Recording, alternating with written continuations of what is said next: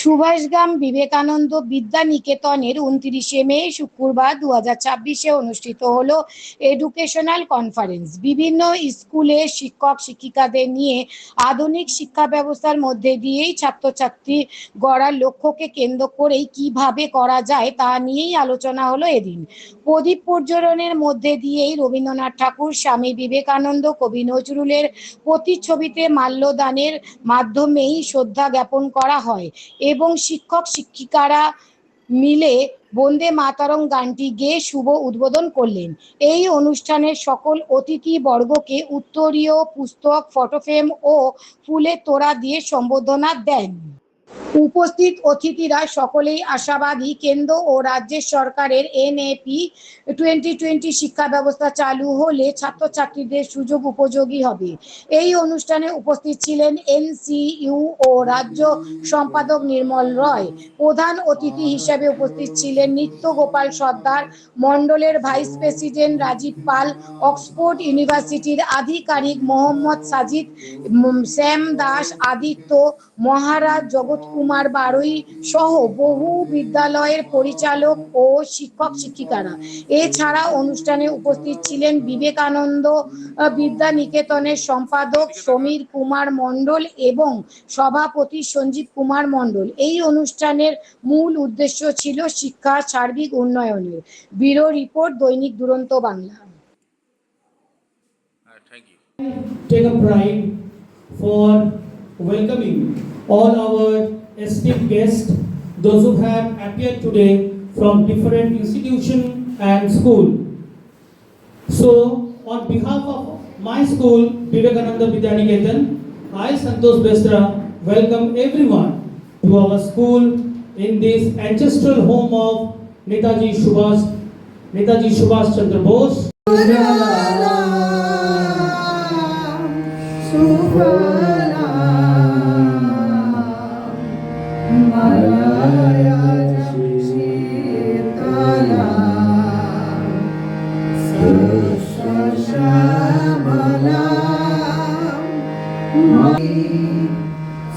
রাজনৈতিক প্রেক্ষাপটে পরিবর্তন হয়েছে, তো আগামী দিন আমরা সকলেই চাইব যেখানে বাচ্চারা যারা আছে তারা পড়াশোনার পাশাপাশি তারা যেন দেশ গঠনের জন্য যাতে তাদের মনোনিবেশ করে, সেটি আপনাদের এখান থেকে আপনারা একটু দায়িত্ব নেবেন।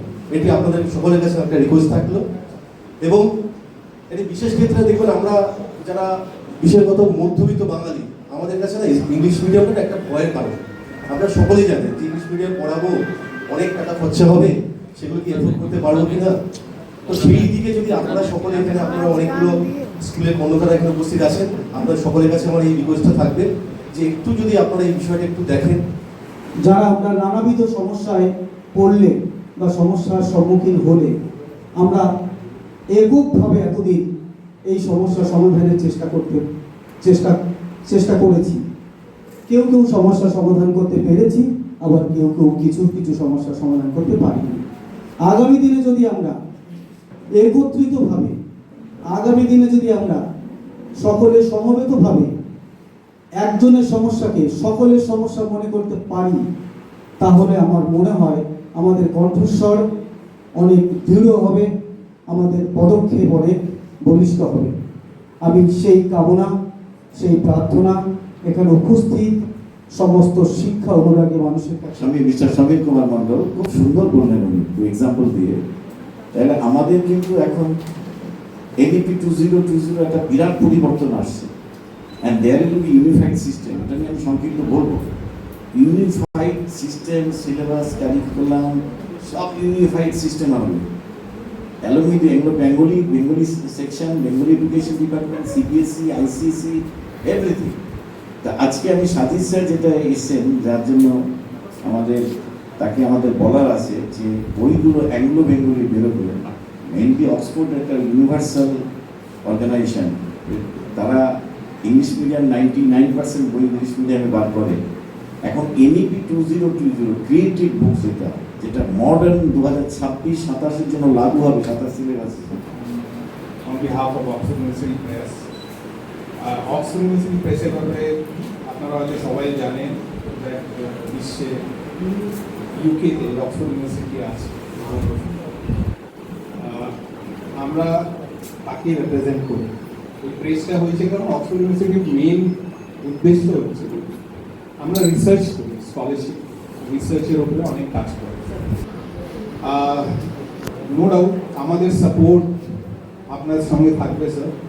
আপনাদের এই জার্নিতে আমরা নিশ্চয়ই অ্যাসোসিয়েট হতে চাই, আগে বুঝতে চাই কি এক্স্যাক্টলি আপনাদের রিকোয়ারমেন্ট যেটা থাকবে সেটা নিয়ে আমরা ডিসকাশনেও বসবো এবং যত সম্ভব আমরা আমি খুব সংক্ষেপে জিনিসটাকে বললাম।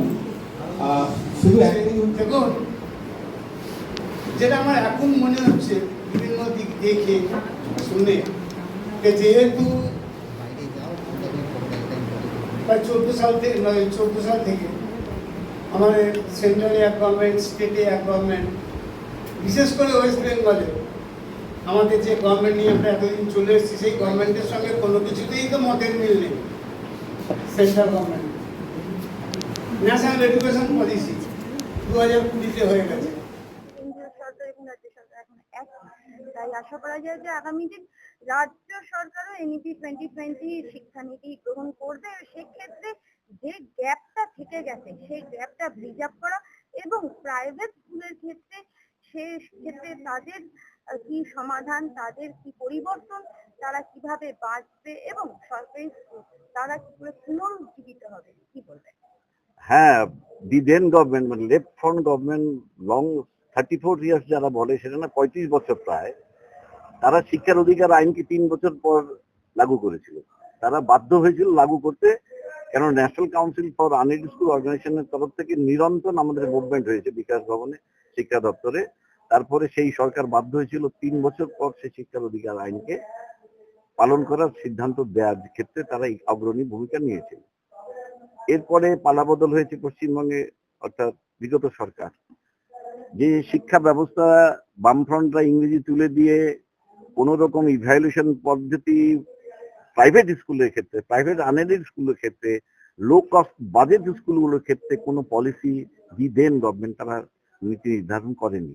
তার রেজাল্টেন্ট দেখা গেল বিগত যে সরকার সে তো সমস্ত শিক্ষা ব্যবস্থাকে বন্ধা শিক্ষা ব্যবস্থা পশ্চিমবঙ্গে তারা জারি করলো। সরকারি উদ্যোগগুলো, সরকারি শিক্ষা প্রতিষ্ঠানগুলো একের পর এক শাটডাউন হতে থাকলো।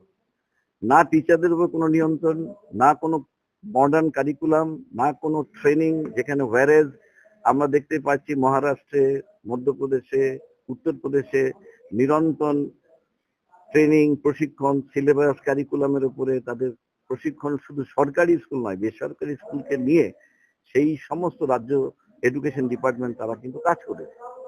কিন্তু বামফ্রন্ট গভর্নমেন্টের পর বিগত সরকারও কিন্তু ঠিকমতো বাস্তবায়িত করে।